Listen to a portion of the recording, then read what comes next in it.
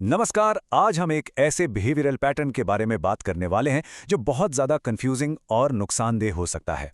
इसका मकसद एक ऐसी सिचुएशन को समझना है जिसमें लोग अक्सर सालों तक फंसे रहते हैं, ये जाने बिना कि असल में हो क्या रहा है। तो चलिए इस टॉपिक को थोड़ा गहराई से समझते हैं। चलिए इसी बात से शुरू करते हैं। ये लाइन अपने आप में बहुत कुछ कहती है। ये दिखाती है कि इस डायनामिक को ना समझने की कितनी बड़ी कीमत चुकानी पड़ सकती है। ये सिर्फ कोई मुश्किल दौर नहीं है, ये एक ऐसा पैटर्न है जिसे अगर समझा नहीं गया तो किसी की जिंदगी के कीमती साल बर्बाद हो सकते हैं। तो आज हम क्या क्या देखने वाले हैं, हम इन 6 पॉइंट्स पर बात करेंगे। मतलब हम कंफ्यूजन से शुरू करेंगे और क्लैरिटी की तरफ बढ़ेंगे। ये समझने की कोशिश करेंगे कि ये पैटर्न काम कैसे करता है और इससे डील कैसे किया जा सकता है। अच्छा, तो सबसे पहले उस आम गलतफहमी की बात करते हैं जहां लोग अक्सर फंस जाते हैं। ये एक ऐसी उम्मीद है जो सुनने में तो बहुत नॉर्मल लगती है, लेकिन शायद ही कभी पूरी होती है। होता क्या है कि कई लोग इन दोनों प्रॉब्लम्स को अलग अलग करके देखते हैं।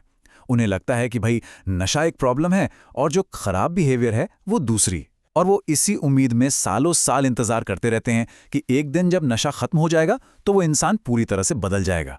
पर असल में ऐसा होता नहीं है और ये इंतजार कभी खत्म ही नहीं होता। तो अगर दो अलग अलग समस्याओं को लेकर इंतजार करना सही रास्ता नहीं है, तो फिर क्या है? अगला स्टेप है उस चीज को एक नाम देना जो असल में हो रहा है। मतलब इन दोनों मुद्दों को एक साथ जोड़कर देखना। और उस पैटर्न का नाम है नशेड़ी आत्ममुग्धता या एडिक्टेड नार्सिसिज्म। तो सबसे जरूरी बात यह है कि ये दो अलग अलग समस्याएं हैं ही नहीं, ये एक ही इंसान के अंदर एक ही समय पर चल रही दो जुड़ी हुई प्रॉब्लम्स हैं। नशा और नार्सिसिज्म, ये दोनों एक दूसरे को और मजबूत करते हैं। अब इसमें एक दिलचस्प बात यह है कि ये जो पैटर्न है ना, ये दो अलग अलग, बल्कि कह सकते हैं कि बिल्कुल उल्टे तरीकों से सामने आ सकता है। और बिहेवियर को सही से पहचानने के लिए ये समझना बहुत जरूरी है। और ये स्लाइड इसे बहुत अच्छे से दिखाती है। देखिए, एक तरफ कुछ लोग नशे का इस्तेमाल अपनी नार्सिसिज्म को बढ़ावा देने के लिए करते हैं। शराब या ड्रग्स उन्हें और ज्यादा कॉन्फिडेंट महसूस कराते हैं। उन्हें लगता है बस मैं ही सही हूं। वहीं दूसरी तरफ कुछ लोग इसका इस्तेमाल अपनी नार्सिसिज्म को छुपाने के लिए करते हैं। उनके इस घमंड के नीचे ना एक गहरी शर्म छिपी होती है और नशा उसे कुछ देर के लिए शांत कर देता है। तब वे लगभग नॉर्मल दिख सकते हैं, लेकिन जैसे ही नशे का असर खत्म होता है, वही पुराना बिहेवियर और भी बुरी तरह से वापस आ जाता है। इस पैटर्न को बिना समझे इसके साथ रहने की एक बहुत बड़ी कीमत चुकानी पड़ती है। तो अब हम इस बात पर फोकस करेंगे कि इस उथल-पुथल वाले साइकिल में रहने का पर्सनल लेवल पर क्या गहरा असर पड़ता है। इस सिचुएशन को संभालने की कोशिश में ना इंसान का खुद पर से भरोसा कम होने लगता है। हर दिन एक डर में गुजरता है। मेंटल क्लैरिटी बुरी तरह से प्रभावित होती है, क्योंकि दिमाग तो हमेशा किसी और की उथल-पुथल के हिसाब से खुद को एडजस्ट करने में लगा रहता है। और यह स्ट्रेस शरीर पर भी असर डालता है। नींद खराब होती है, सेहत बिगड़ती है, और नॉर्मल क्या होता है इसकी समझ ही खत्म होने लगती है। अब हम उस सेंट्रल आइडिया की तरफ बढ़ रहे हैं जो इस सिचुएशन से डील करने के तरीके को पूरी तरह से बदल देता है। ये एक बहुत ही जरूरी बदलाव है कि प्रॉब्लम को देखा कैसे जाए। ये इस पूरे विश्लेषण की सबसे जरूरी लाइन है। इसे समझना बहुत जरूरी है। प्रॉब्लम की जड़ नशा नहीं है। नशा तो उस बिहेवियर को जारी रखने का सिर्फ एक टूल, एक जरिया है। और इसका मतलब बहुत गहरा है।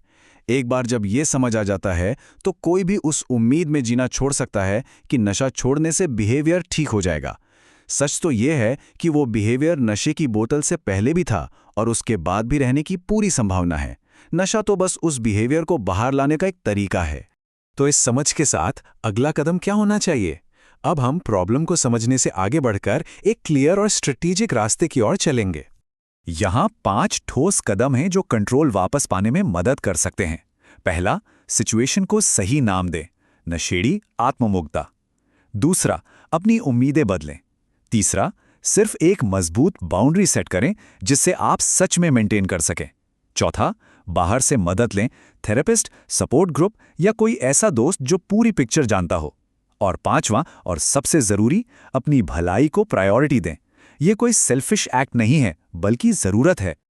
और जाते जाते एक सवाल, जरा सोचिए, कितने लोग होंगे जो इस समय ठीक इसी सिचुएशन से गुजर रहे होंगे और उनके पास अपने इस अनुभव को बयान करने के लिए कोई शब्द भी नहीं होगा। और आखिर में ये याद रखना ज़रूरी है कि अपनी सिचुएशन को पहचानना और उसे एक नाम देना ये कोई छोटी बात नहीं है। असल में यही बदलाव की दिशा में पहला और सबसे ज़रूरी कदम होता है। क्लैरिटी ही पावर है। आज का ये विश्लेषण Urmi mind and brain hospital, Lunawada, Gujarat के कंसल्टेंट साइकियाट्रिस्ट डॉक्टर मुकुंद राय के विचारों पर आधारित था।